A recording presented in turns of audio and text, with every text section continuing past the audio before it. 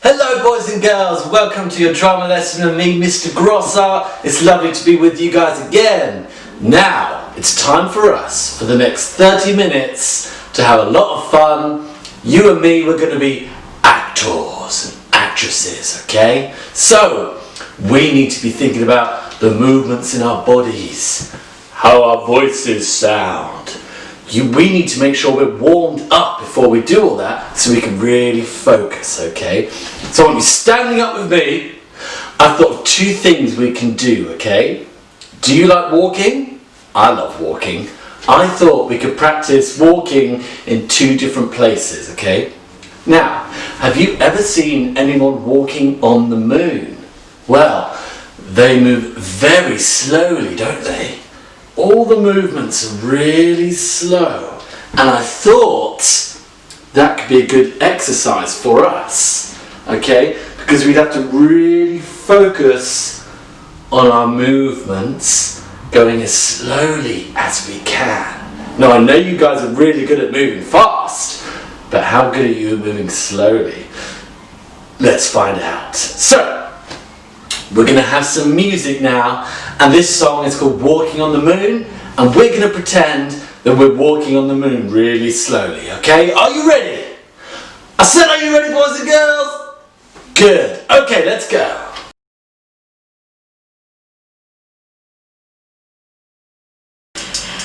Okay.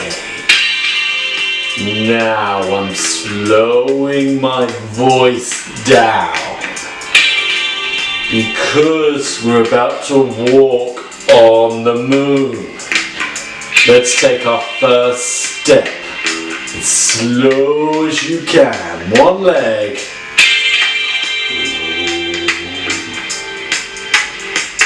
What can you see around you, boys and girls? What does the moon look like? What does it feel like? Is it cold? Is it hot? Slowly moving your legs. What's the biggest step you can do in the slowest time? Very good. What can you see? Oh, look, there's a Martian. Let's wave to him really slowly. Give him a big smile. Why don't we try talking to him? Say your name to him. My name is. But say it really slowly. Hello, Mr. Martian. My name's Mr. Grosart. Okay, let's get back to the spaceship, boys and girls. 2 steps, big steps back to the spaceship. Let's go to the control panel at the door. Type in the code to get to the spaceship. Beep, beep, beep, beep, beep, beep, beep, beep, beep. There we go. Okay, step back inside the spaceship, boys and girls. And that's it. Well done. Okay, very good. Give yourselves a round of applause. Shake your bodies out a bit. How fun was that on the moon? I enjoyed that a lot.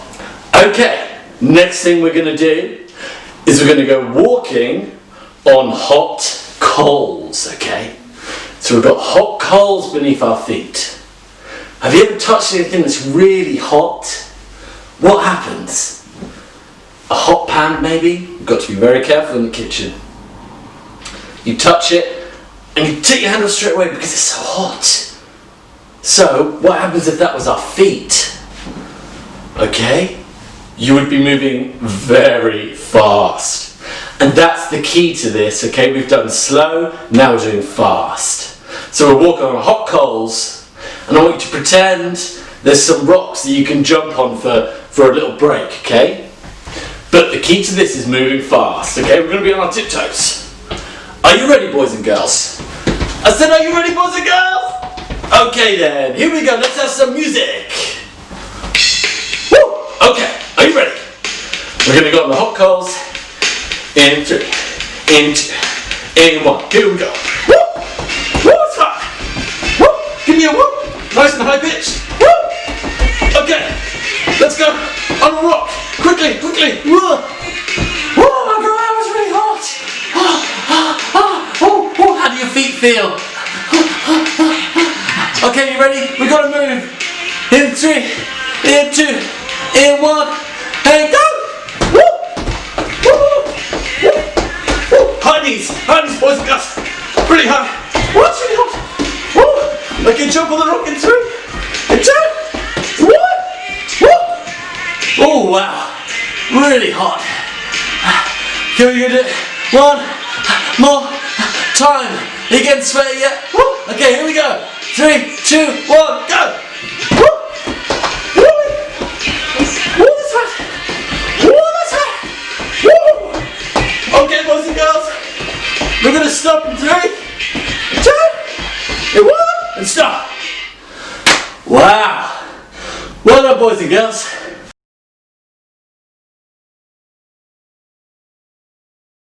Okay, boys and girls, I hope you're all warmed up now. Well done for helping me out with that warm-up. You did really well. Okay then, what are we going to look at today? Well, I thought we could go on a journey back in time and look at how the British people came to Australia, okay? So, first thing we're going to do is look at the man who charged the way, okay? And he was called Captain James Cook. Now, this is what he looked like. Well, he looks like a very serious man, doesn't he, boys and girls? What do we think of his wig? Or is that his real hair? I think that might have been his wig. They wore a lot of wigs in those days. But how long ago was this? Well, Captain James Cook was the leader of Britain's Royal Navy, and he was born in 1728, okay? Now, just so you know, that makes him really old, even older than me, and he died in 1779. But our story starts in 1770, okay? Because Captain James Cook, as the leader of the Royal Navy, was sailing around the world. And he was looking at new parts of the world that people of the UK hadn't even seen before, okay? He was really exploring. So, at one point in 1770, he saw for the first time ever Australia. Now, boys and girls, do you know where Australia is? Have any of you ever been there? Okay, well, Australia is all the way on the other side of the planet. Captain James Cook had gone so far, okay? Now, we're going to act the part of Captain James Cook. So I want you to stand with your back straight, legs together, chin up. You're a very important person, okay? You are the leader of the Royal Navy. You sail all around the world on your ship. You're not afraid of anything. You're very smart, okay? So, what do important people do? They walk around the room with their chin up, back straight. And what do we do when we're in the military? Well, we do some marching. So, I've got my guitar here.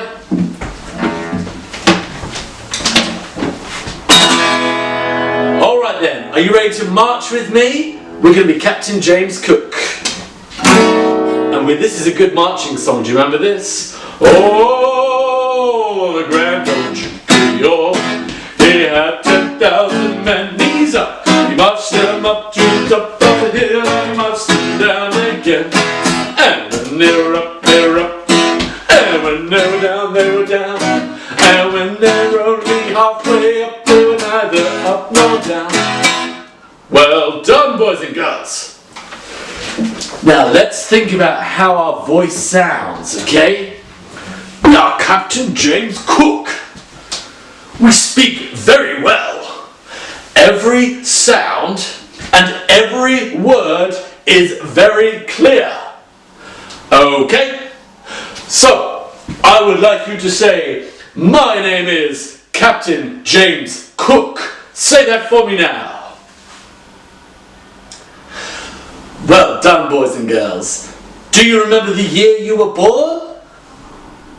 Okay, it was 1728. So let's practice saying, my name's Captain James Cook and I was born in 1728. Here we go. 3, 2, 1, go!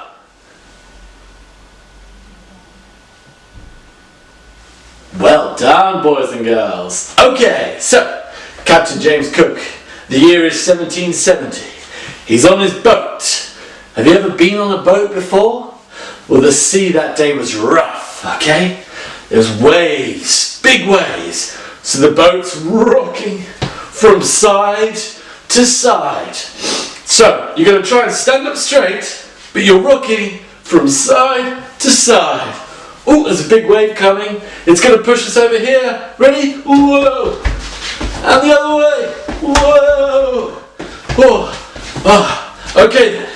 Let's get our telescope out. Have you seen a telescope before? It's like binoculars, but it's just one. Okay? So, pull it out your pocket. Extend the telescope and put it to your eye. Now, what can we see? What can we see? Oh, what's that? A distant shoreline. Ooh. I think we'll call that Australia. That's a good name. We can make them up as we go along, because no one else has been here before. Yeah, let's call that Australia. Very good. Can you see anyone there? No, I don't think so. Is that even on the map? We must check the map, okay? Unscroll the map. Yeah. No, I don't think anyone's seen this place before. Alright then. Well, if no one's been there before, no one's seen it before, I guess it's no one's land. Now, boys and girls, this is what Captain James Cook declared. He said Australia was no one's land, okay? He presumed that if he hadn't been there before, no one else had, okay? So, let's think about that for a second. The land exists. Captain James Cook sailed from the UK, and just because he hadn't been there before, he thought no one else had. So, when he said it was no one's land, he also thought that if we went there first, it would be our land. Interesting. Now, boys and girls, let's think about this for a second. You're walking along the road, okay? Let's walk along the road. Sunshine, and you see a wallet on the floor. Well, you look left, you look right, there's no one there. The wallet's on its own. Do we say that's no one's wallet? Do we go over and just take the wallet because no one else is there? Well, maybe we could pick it up, but maybe we check inside and see if we can see anyone's details so that we could return the wallet to them. The similar thing happened with Australia. There was no one there. So, what is our land? If it's no one's land, then we can just go over there. Okay? So, he puts his telescope away, makes a mark on the map where Australia is, and he says, "Ladies and gentlemen, let's go home. We must inform the king and queen that we found a new land. And guess what? It's no one's land. So we can take it." And they sail all the way home. Join me in the next section, boys and girls, where we will look at who the people were that were already in Australia, okay? I'll see you there.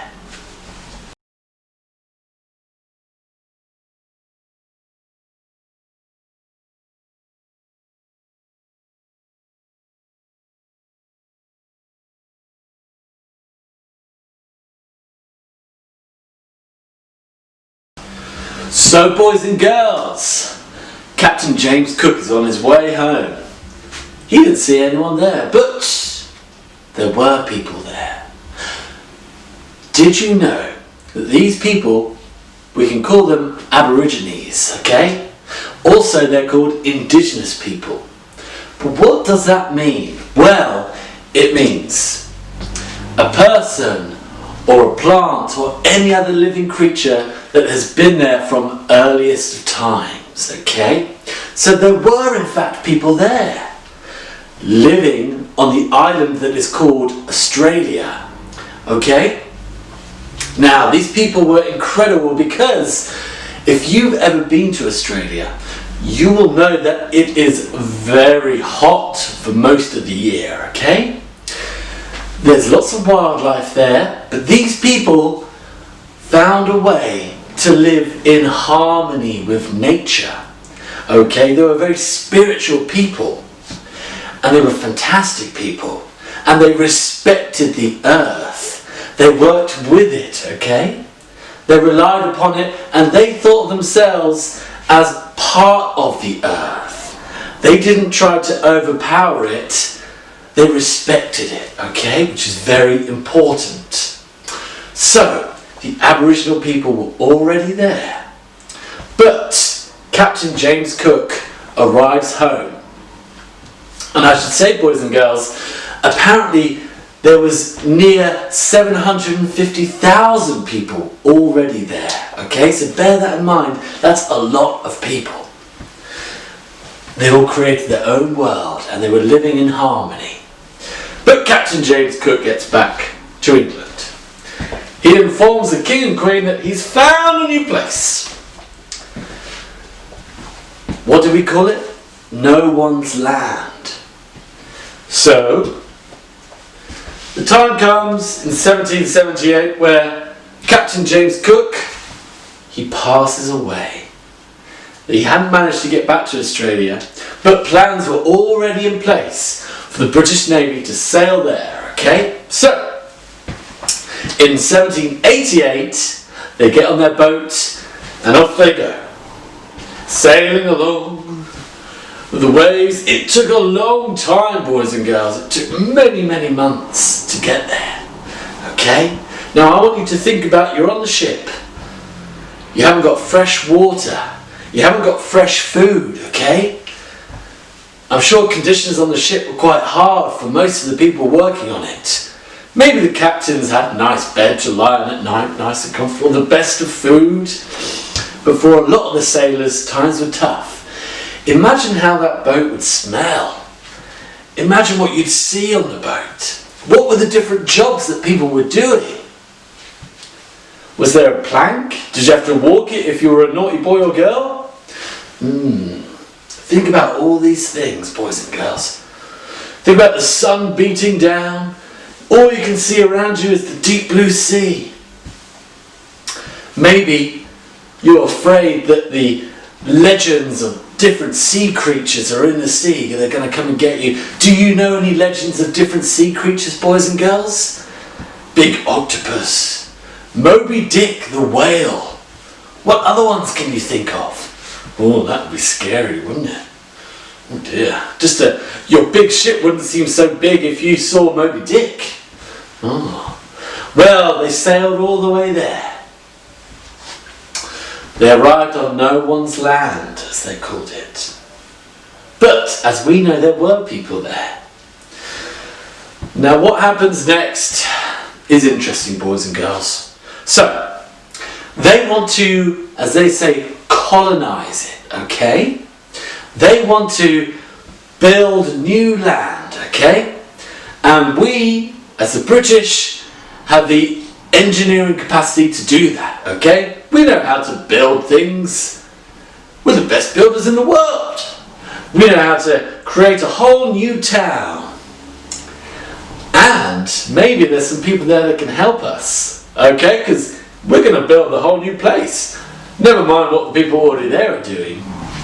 But think about it, boys and girls. The people who were already there were living within nature, okay? Very different kinds of people here. You've got the Aborigines living in nature, and you've got the British who are going to come and build new things and build their own world rather than live within the world that's already there.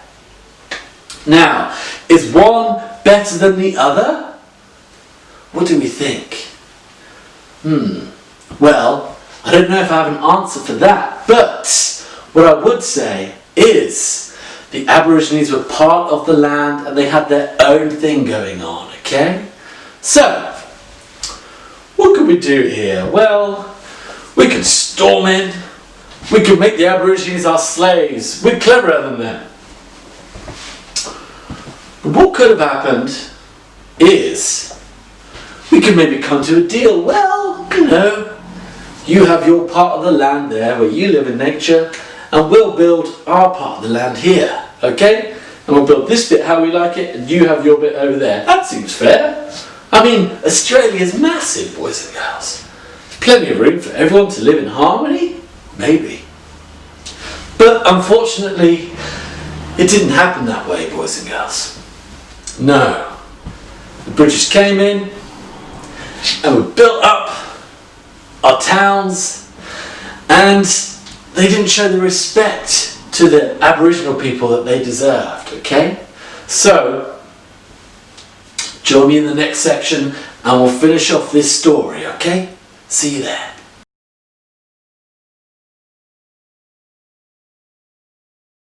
So, boys and girls, we talked about the Aborigines and how they were living as one with nature.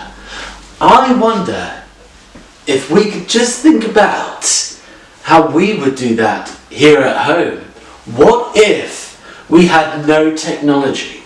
No iPads, no cars, no Netflix, no games, no materials to build houses like we do now. What if we took it back to before all those things were invented? How would we survive off the land like the Aborigines did? Let's just imagine we're in the countryside now. There's no towns or cities. What do we drink? Really use your imagination. What do we drink and where do we get it from? So if we drink water, where would we find that water? And what would we eat? Would we eat fresh things like fruit and vegetables? What if you wanted some meat? What would you do? How would you take a living animal and turn it into something that's edible? How would you cook? You need a fire. So get pen and paper for me, boys and girls. Just think about these different things. How would you survive? What would you call your little piece of land that's yours? Would it be yours or is it nature's now? And you're just part of it. Think about what you drink, what you eat, and how you do those things. What would you live in? How would you have shelter? Think of all these different things, okay?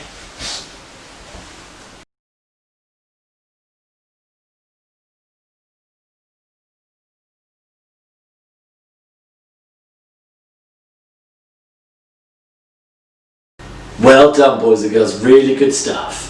Okay, so, the Aborigines, well, unfortunately the British almost wiped them all out and their history was forgotten about, okay? Replaced with a British colonisation.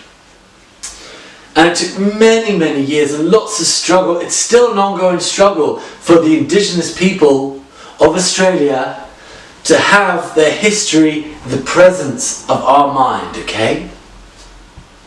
We mustn't forget what happened. And we mustn't make mistakes like that again. So, last week we talked about cave art. Now think about how the cave people lived. And that's almost, we can use the ways that they lived to help us think about how we would live back then. Or how the indigenous people lived. But what about their art? Wasn't it spectacular? Well, the Aborigines did some art as well. Beautiful stuff. I'm going to put some pictures and paintings on the screen for you, okay? And I want you to have a little think about what they were drawing And what colours are they using, and how is it different to the cave art that we looked at last week? Well, boys and girls, I'm going to put those on the screen for you now, but I'm going to wave goodbye, and I'm going to see you next week for our drama lesson, okay? You've done so well today. Have a look at that. Have a look at the Aboriginal art and write some thoughts down. Let me know what you think. And enjoy, boys and girls. Have a lovely rest of the week, and I'll see you next time.